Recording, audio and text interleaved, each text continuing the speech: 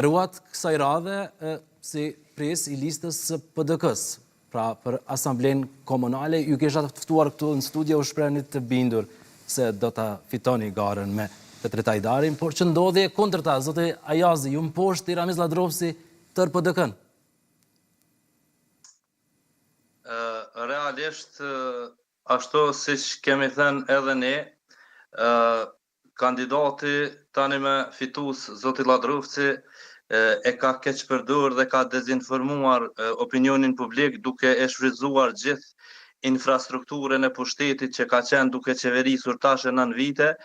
dhe komplet propaganda e tina ka qenë se ai është PDK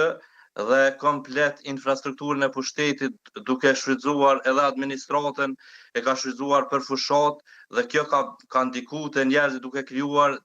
konfuzion dhe ka ndikuar edhe te votuesit. Këtu kemi edhe një çështje tjetër ku shiquar nga rezultatet të cilat i kemi nga kandidatët e tjerë për kryetar,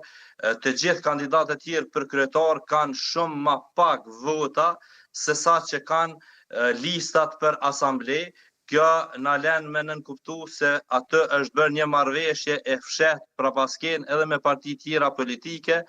të cilat e kanë mbështet në listën për kryetar zotin Ladrovsin, ndërsa në listën për asamble i kanë mbështetur kandidatët e tjerë. Kështoja faktin këtu, për shembull, Lëvizja Vetëvendosja, në mënyrë të hapur, eksponent nga qendra e saj kanë mbështet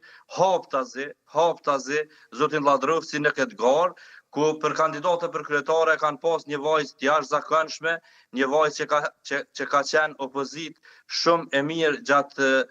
qeverisjes të kaluar si asambleiste në Asamblenë Komunale, mirë po ata nuk e kanë mbështet atë, por e kanë mbështet